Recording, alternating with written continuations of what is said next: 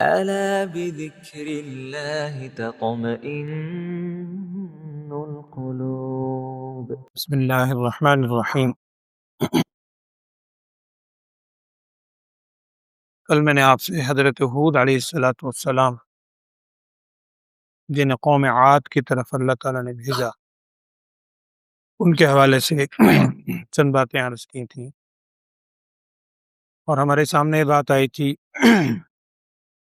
کہ حضرت ہود علیہ السلام، حضرت صالح علیہ السلام، حضرت ادریس علیہ السلام، یہ سارے وہ بزرگ ہستیاں ہیں انبیاء علیہ الصلوۃ والسلام جن کا زمانہ سیدنا حضرت ابراہیم علیہ الصلوۃ والسلام کے دور سے پہلے۔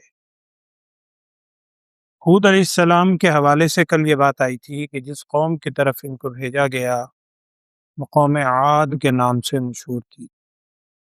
اس کو عاد اولی بھی کہا جاتا ہے، اور میں نے عرض کیا تھا کہ قرآن میں ان کے ساتھ لفظ ارم بھی استعمال ہوا ہے۔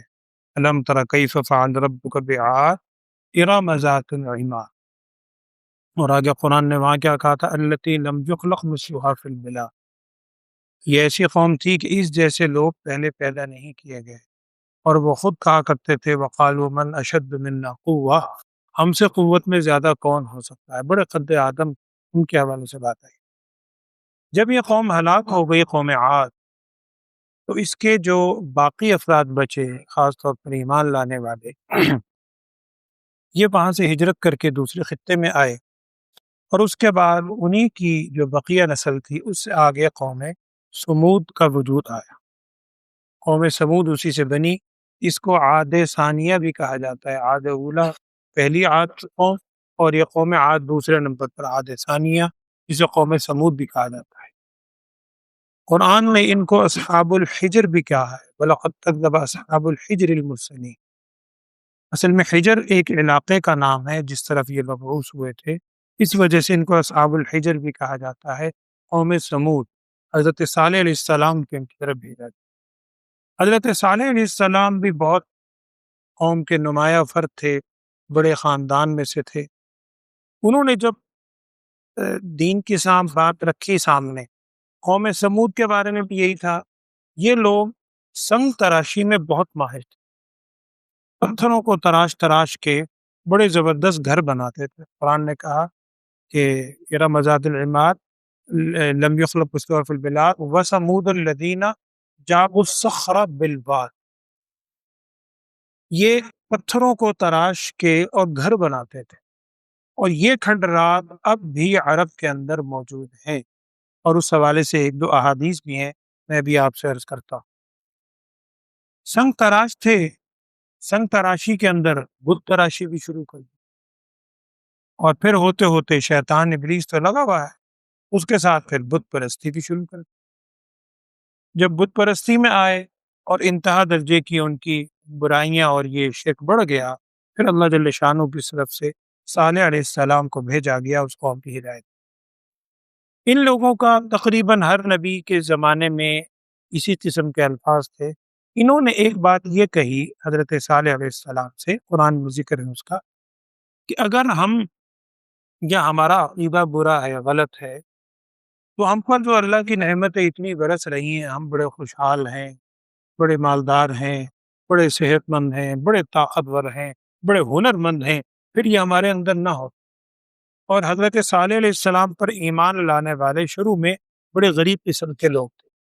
یہی نبی صلی اللہ علیہ وسلم کو بھی وہ یہ کہا کرتے کہ اگر یہ قرآن اترنا تھا، یہ دو بستیاں ہیں، احد الطائفتین، دو بستیوں میں سے کسی ایک پر، یا مکے میں ہم پر اترتا سردار ہیں، یا طائف میں ہمارے بڑے مشہور سردار، ان میں سے کسی پہ اترتا۔ یہی صالح علیہ السلام کے قوم نے کہا، قوم سمود، کہ یہ صورت ہوگی۔ سارے طویل واقعات ہیں، میں مختصر ایک دو بات عرض کر رہا ہوں صرف، کہ حضرت صالح علیہ السلام کی قوم نے جب ایمان سے انکار کیا، ایمان نہیں لائے، ہر طرح کی کوششیں بیکار ہو گئی، تو ان لوگوں نے پھر ایک معجزے کا مطالبہ کیا۔ اور تاریخ کی بعض کتابوں میں ابتدائی واقعہ جو میں عرض کر رہا ہوں، باقی آگے تفصیل ساری قرآن و حدیث میں موجود ہے۔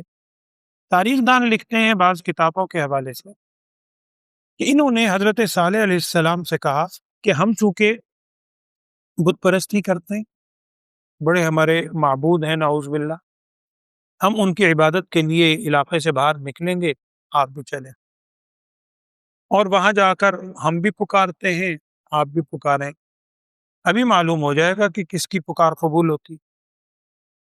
اس نوعیت کا واقعہ، یعنی یہ الفاظ باہر نکلنے کے کسی صحیح حدیث یا قرآن میں نہیں ہے، تاریخ دانوں نے لکھا ہے۔ آگے قرآن میں واقعہ ہے، انہوں نے پھر باہر نکلنے کے بعد مطالبہ کیا، وہ پہلے خود پکارتے رہے، تاریخ دان لکھتے ہیں، خود پکارتے رہے اپنے معبودوں کو، جو بھی تھے معبودان باطلہ، کچھ بھی نہیں ہوا۔ اب حضرت صالح علیہ السلام نے کہا کہ اب تم مطالبہ کرو، کیا مطالبہ کرتے ہو؟ تو ان کا ایک بڑا سردار تھا، کئی سردار، انہوں نے کہا چونکہ پہاڑی علاقہ تھا، پتھریلے پہاڑ تھے، پتھر تراشتے تھے، انہوں نے کہا یہ جو سامنے اتنا بڑا پہاڑ ہے، اگر آپ اپنے رب سے دعا کریں کہ اس پہاڑ میں سے ہماری شرط یہ ہے کہ یہ پہاڑ پھٹے، اپنے طور پر بڑا سوچا کہ ایسا مطالبہ کرتے ہیں جس کا پورا ہونا ممکن ہی نہ ہو، اور واقعتاً ممکن نہیں تھا بظاہر، یہ تو معجزاتی طور پہ ہوا ہے۔ انہوں نے کہا جی پہاڑ پھٹے، اس میں سے ایک اونٹنی نکلے جو 10 ماہ کی گابن بھی ہو، گابن اونٹنی ہو، اور نہ صرف یہ کہ وہ نکلے، اس کے کچھ دیر کے بعد وہ بچہ جنے، اور وہ بچہ بھی بالکل سیم اس کی شکل و صورت کا ہو، رنگت وغیرہ ہر چیز۔ پھر ہم مانے۔ حضرت صالح علیہ السلام نے لکھا ہے روایات میں، کتابوں میں، کہ اللہ کے حضور نماز پڑھی اور اللہ سے گڑ گڑائے، دعا کی، اللہ تعالیٰ تیرے لیے تو کوئی مشکل نہیں ہے، تو ہر چیز کا خالق ہے، تیرے اشارے کی دیر ہے، لیکن اگر اس طریق سے یہ لوگ ایمان پر آ جاتے ہیں، دعا کی انہوں نے، اللہ کی شان ہے، دعا مکمل ہوئی، سب دیکھ رہے ہیں، پہاڑ پھٹا، اس میں سے اونٹنی نکلی اور چرنا شروع کر دیا، بڑی طاقتور اونٹنی، کچھ دیر کے بعد اس نے بچہ جنا، سب دیکھ رہے ہیں، اور بچہ بھی بالکل جیسے ان کے مطالبات ہے، سیم اس کی شکل کا، رنگ و صورت کا۔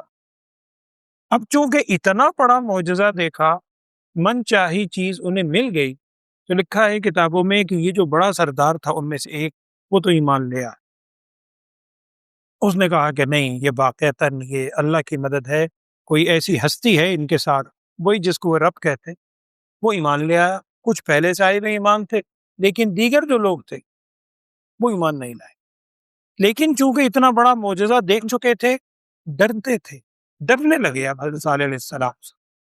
اب وہ اونٹنی وہاں پھرا کرتی تھی، قرآن نے اس کو ناقۃ اللہ کہا ہے، 30ویں پارے کے اندر سورہ والشمس میں ناقۃ اللہ کے الفاظ آئے ہیں اس اونٹنی کے لیے، اللہ کی اونٹنی، کیونکہ وہ اللہ جل شانہ نے ایک غیر معمولی طریقے سے وہ اونٹنی پیدا ہوئی تھی، بغیر کسی اونٹ اونٹنی کے ملاپ سے، وہ ایک سلسلہ ہے تناسل کا، اس وجہ سے اس کی نسبت اللہ کی طرف کی گئی، ناقۃ اللہ، یہ اللہ کیوں؟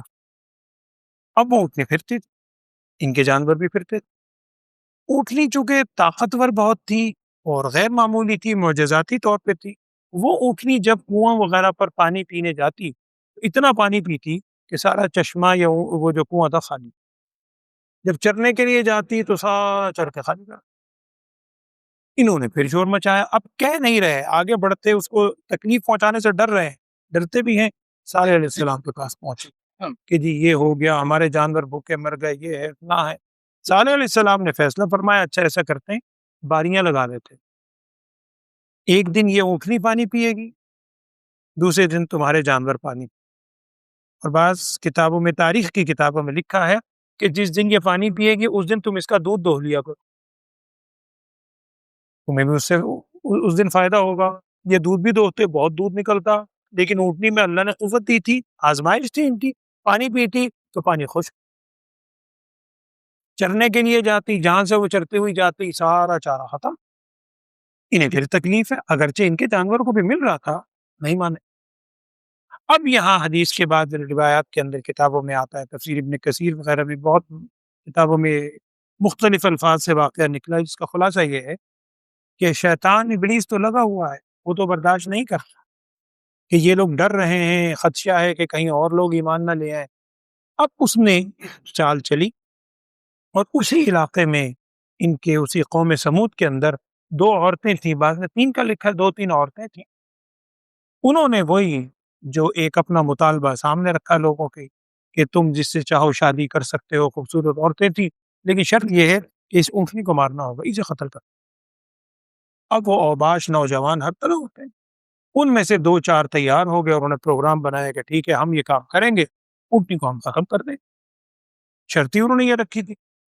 اب انہوں نے بڑی پلاننگ کر کے ایک دن رات جب وہ اونٹنی کہیں سے گزر رہی تھی، انہوں نے تیر مارا، اس کے بعد اور ہوئی۔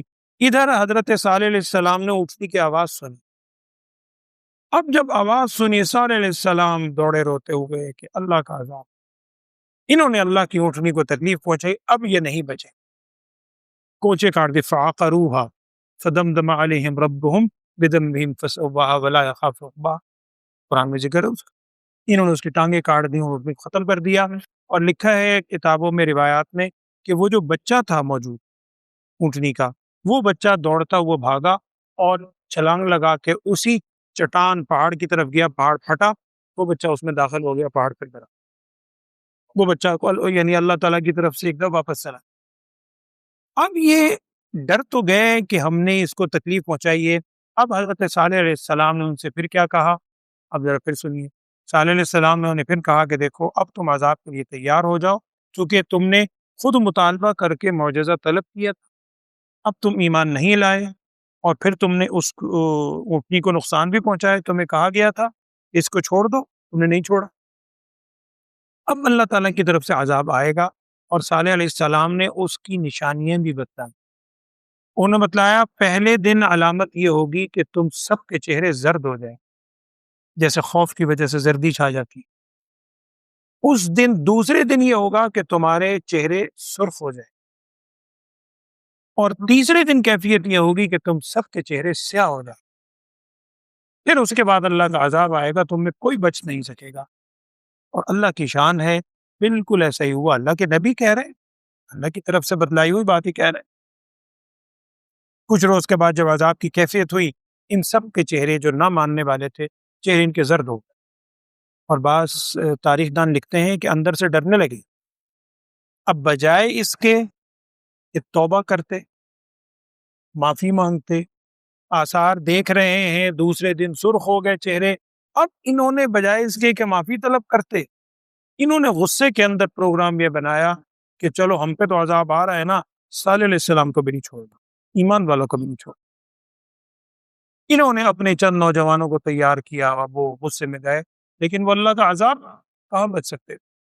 قرآن میں 3 لفظ آئے ہیں، صاعقہ کا لفظ بھی ہے، صیحۃ کا لفظ بھی ہے، اور اسی طرح پر رجفہ کے لفظ بھی ہے، فأخذتهم الرجفۃ، زلزلہ تھا، ایک چیخ تھی، ایک چنگھاڑ کی آواز تھی جو ان کے لیے آئی، اور اس کے بعد تیسرے دن کے بعد یہ سارے کے سارے ہلاک ہو گئے۔ اور ان کے جو کھنڈرات ہیں وہ اب بھی عرب کے اندر موجود ہیں۔ اب میں عرض کرتا ہوں، حدیث کے اندر واقعہ ہے، کل آپ نے غزوہ تبوک کے حوالے سے میں نے ایک بات عرض کی تھی، نبی صلی اللہ علیہ، اب بھی موجود ہیں وہ کھنڈرات۔ نبی صلی اللہ علیہ وسلم جب تبوک کے لیے تشریف لے جا رہے تھے تو یہاں سے گزرتے ہوئے کچھ لوگوں نے، یہ جو قوم سمود کے کھنڈرات یہاں موجود تھے، انہوں نے اس جگہ سے پانی بھی لے لیا، اس کنویں سے، جو بھی اس جگہ کا کنواں تھا، پانی لیا، ہنڈیا وغیرہ بنانی شروع کر دی، کچھ نے آٹا بھی گھون دیا، کیونکہ بہت بڑا لشکر تھا۔ غزوہ تبوک کے موقع پر نبی صلی اللہ علیہ وسلم کو علم ہوا، تو آپ صلی اللہ علیہ وسلم صحابہ کو بلایا اور انہیں حکم دیا کہ جس نے آٹا گون لیا ہے وہ آٹا جانوروں کو کھلا دو، استعمال نہیں کرو۔ جس نے ہنڈیا بنا لی ہے، ہنڈیا الٹ دو۔ اور آپ سے ارشاد فرمایا یہ وہ جگہ ہے جہاں پر اللہ کا عذاب آیا تھا، اب تک اس کے اثرات موجود ہیں، یہاں کی کوئی چیز استعمال نہیں کرنی۔ چنانچہ صحابہ نے چیزیں استعمال نہیں کی۔ پھر آگے ایک مقام پہ جا کے آپ سے ارشاد فرمایا کہ یہاں کی چیز پانی استعمال کرو۔ اب تک وہ کھنڈرات موجود ہیں، اور تاریخ دان لکھتے ہیں جنہوں نے دیکھا ہے، بعض ہمارے ملنے والے ہیں، وہ علاقہ دیکھ کر بھی آئے، وہ کہتے ہیں کہ انسان حیران رہ جاتا ہے کہ پہاڑوں کو تراش کے کیسے انہوں نے اس زمانے حضرت ابراہیم علیہ السلام سے بھی پہلے ہزاروں سال گزر گئے، اب تو کس طریقے پر انہوں نے وہ بڑے بڑے پہاڑ تراش کے گھر بنا، قرآن میں بھی اس کا ذکر آتا ہے۔ تو یہ ساری کی ساری کیفیت ان لوگوں کے اندر موجود تھی۔ آخر میں ایک بات عرض کر دیتا ہوں کہ یہ جب ان پر عذاب آیا، یہ بھی حدیث میں ذکر ہے، ان کے اس قوم کا ایک شخص تھا ابو رغال، ابو رغال اس کا نام آتا ہے، یہ اس وقت اس علاقے میں موجود نہیں تھا، یہ مکے کی طرف آیا ہوا تھا۔ اور ابن کثیر نے ایک روایت بھی نقل کی ہے کہ ایک موقع پر آپ صلی اللہ علیہ وسلم نے مکے کے قریب گزرتے ہوئے صحابہ کو اس کی خبر بھی دکھائی، اور نبی صلی اللہ علیہ وسلم نے پوچھا کہ جانتے ہو یہ کس کی خبر ہے؟ جو بھی تھا وہاں پر صورت تھی، واللہ اعلم صحیح ہے غلط ہے، روایت میں بات صحیح روایت تو نہیں، ابن کثیر وغیرہ نے نقل کی ہے۔ تو صحابہ نے پوچھا کون ہے؟ آپ سے ارشاد فرمایا ابو رغال۔ یہ اس وقت مکے کی طرف حرم میں آیا ہوا تھا، کیونکہ حرم یہ جائے امن ہے۔ اب جب یہ وہاں حرم سے باہر نکلا اور مکے کی حدود، حرم کی حدود سے باہر نکلا، اللہ کی طرف سے عذاب آیا، اور وہی کیفیت، وہی چیخ والی، زلزلے والی اس پر بھی آئی، یہ بھی ختم ہو گئی۔ اور کچھ کا کہنا یہ ہے کہ یہ اور اس کی برادری وہاں آئی تھی، کچھ برادری کے لوگ بچ گئے تھے، واللہ اعلم، واللہ اعلم۔ بعض کہتے ہیں کہ طائف کے مضافات میں جو اس وقت موجود لوگ یا اس زمانے یعنی قدیم میں، وہ اس ابو رغال کی نسل سے تھے، اگر اس کی کچھ نسل باقی ہوئی تو۔ لیکن صحیح حدیث میں یہ ہے کہ یہ اس وقت موجود نہیں تھا، یہ یہاں موجود تھا۔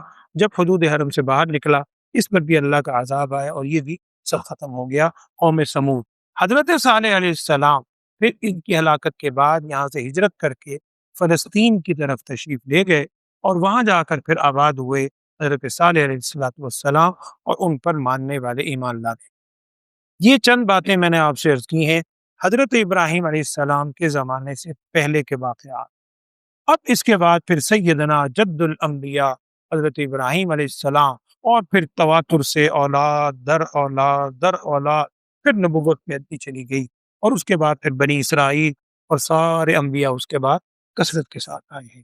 اللہ تعالی ہمیں ان واقعات سے نصیحت والی جو باتیں ہیں نصیحت حاصل کرنے کی توفیق عطا فرمائے۔ الحمدللہ رب العالمین، اللهم صل على سيدنا ومولانا محمد وعلى آل سيدنا ومولانا محمد وبارك وسلم ثم صل عليه۔ ربنا ظلمنا أنفسنا وإن لم تغفر لنا وترحمنا لنكون من الخاسرين۔ ربنا وآتنا ما وعدتنا على رسلك ولا تخزنا يوم القيامة، لا تخزنا يوم القيامة إنك لا تخلف الميعاد۔ وصلى الله تعالى على خير خلقه سيدنا ومولانا محمد وعلى آله وأصحابه أجمعين آمين برحمتك يا رب۔